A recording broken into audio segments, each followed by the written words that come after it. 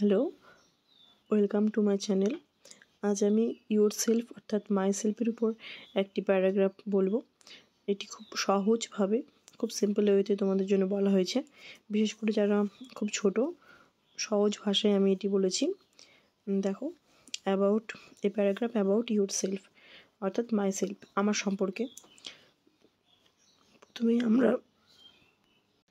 প্রথমেই আমরা নিজের সম্পর্কে ফার্স্ট সেন্টেন্সটা লিখব। I am a girl or boy.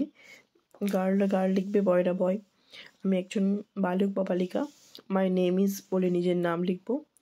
I like and love my name. আমি আমার নামকে পছন্দ করি এবং ভালোবাসি। আই লাইক মাই নেম লিখলে শুধু হবে।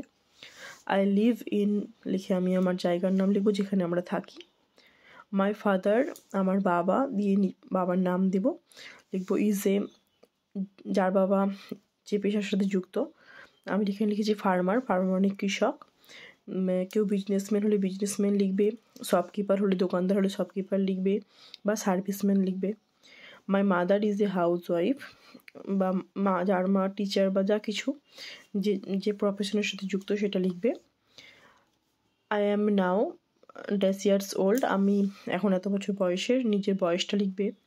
I am a student of class 7 of schools name দিবে এখানে।